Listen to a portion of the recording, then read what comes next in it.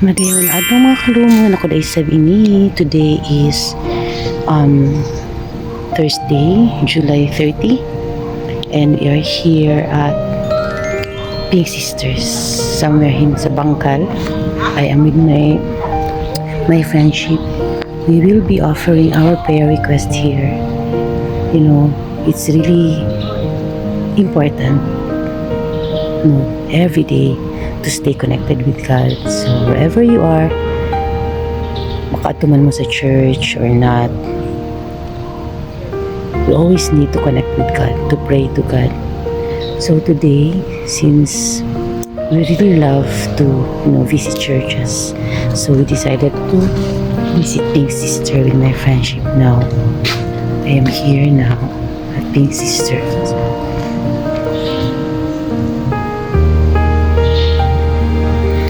It's so nice here mga kalumon, kay it's very solemn and peaceful. You can really pray deeply, meditate and internalize, and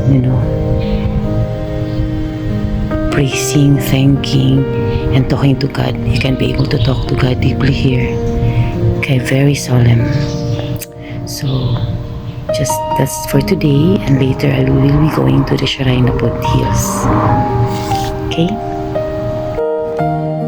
Holy Spirit Adoration Convent is also known as Pink Sisters. It is a quiet, a peaceful place for prayer. You can spend your day here praying because it's really peaceful and solemn. This is called Pink Sisters because nuns here wear a distinct rose-colored habit, and this attire represents joy, love, and deep devotion to the Holy Spirit. So while we are there, naaging nun na nag-prayer sa in front sa altar, wearing pink attire. So it's nice. You can really pray and meditate. Kaya walay samok.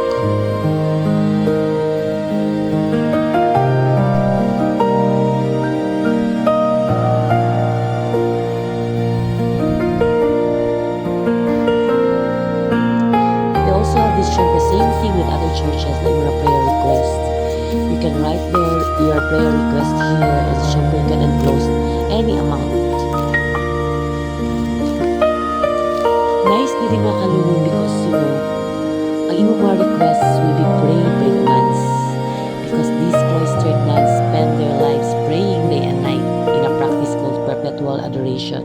So we are lucky and fortunate na this prayer request of ours will be prayed by the nuns. So, yes, I'm very request. Ako na request. Good sa iyang prayer request dito sa box. And here then, I think na wearing pink attire na nag-pray in front of the altar. So, after praying, nabuhay sa for a while. So, pag mag-ato na po sa isa na po na nagawa na. So, ano da isap kita mga kalumon sa Shrine Hills. Ikaw tawag gusto akong project. O, diba? Gwapa. Kuhan kaning. So, gigan namin sa Pink Sisters. So, nanapamidri sa Shrine. Ang Shrine is just located sa Matina.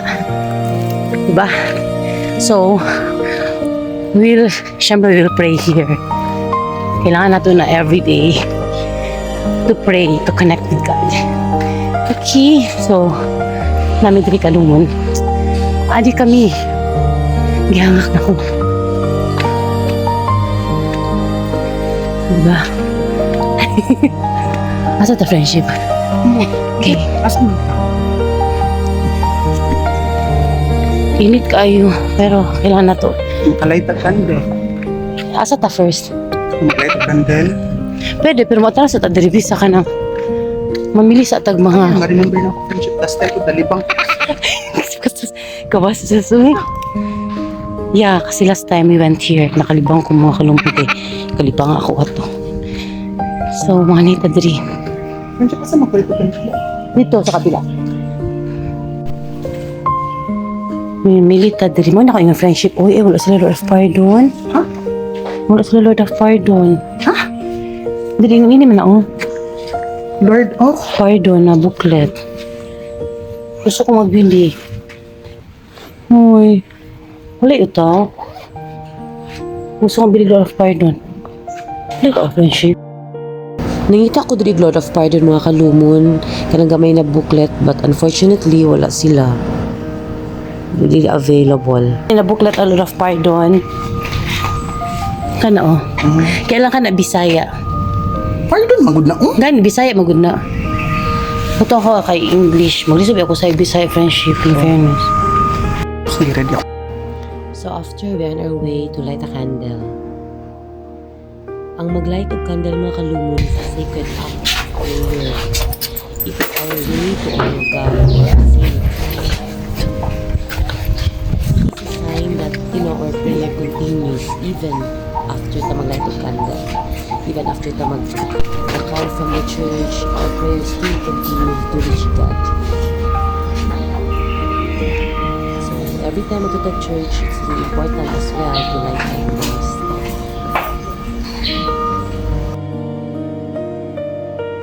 And we also went to the traveling infant Jesus. I remember our, child days. We used to go here and visit shrine always kamay pami. And my mom usually bought kana mga damit gani sa mga Santo Niño. Diri man kana sa right side diya ang mga baligya sa damit sa Santo Niño. My mom usually bought dress for our Santo Niño.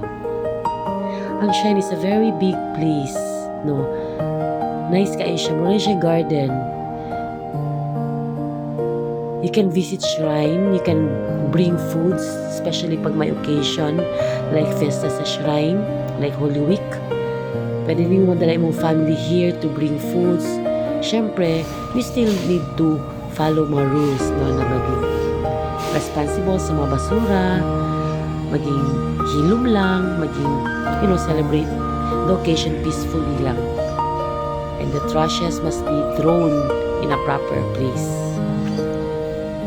I-observe ang peace, ang silence. So, napagli sa shrine. Prayer, nagulat lang yun yung friendship. Diba? Akong child friendship ako. Isa na lang ko. Napagli sa shrine, mga kalungon, syempre praying. Nice po diri kay siya ko. Same sa Pink Sister, solemn po. But daghay tao po diri pag Sundays.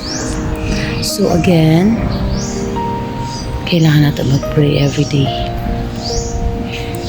to thank, praise, and ask God's guidance always, every day. So, mag-pray lang sa amin diri.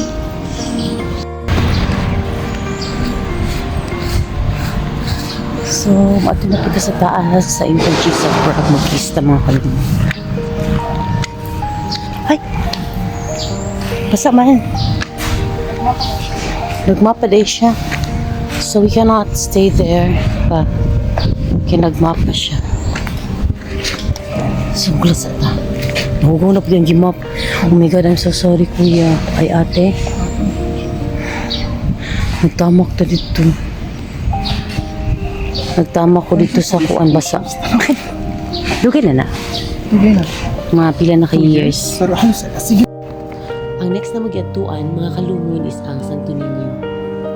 Diri mi naghimon na pud mi og prayer request and enclose something, any amount will do. So, mag-request na pud diri. Kung sila patigas ato mga intentions and praying na God will really grant our heart's desire. And we know na in God's perfect time, tanan nato ng mga request sa iya matuman yun. Because God will never allow us to suffer. There's always, happiness in everything. Ihatag yapon niya sa tuwa katuwang gusto. In His time, not our time, but in His time. So again, it's so nice here mga kalumon. If you have time, please visit shrine. It's just located sa Matina. Sa taas na siya. So, naman namin diri sa shrine, mga kalumon, akong friendship na lisod sa iyang shoes. naman namin dito sa shrine and we are going to SM. We'll be having our lunch sa among favorite na kabalan. So we are feel blessed and like it's really, kasi ito ang friendship na ng light sa inyong heart and mind kung makapray ka, truly.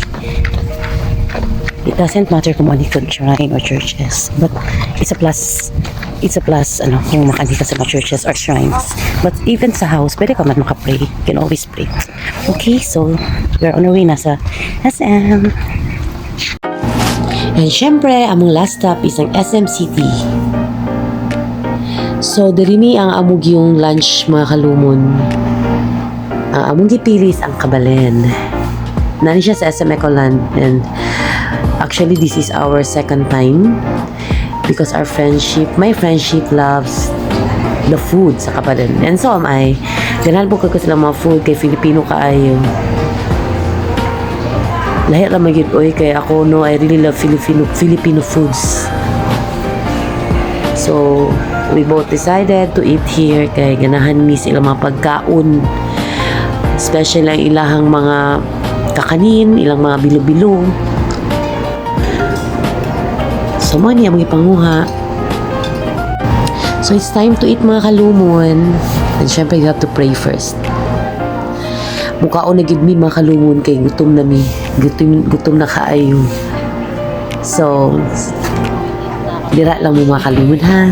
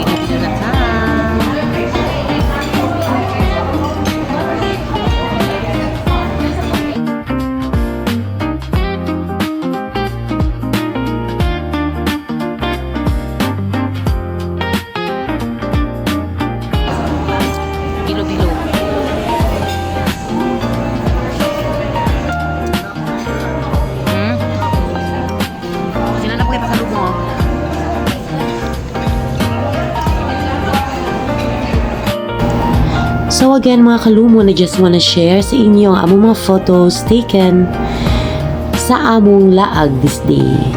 We just love also taking pictures, videos sa among mga laag every time magkita mini friendship.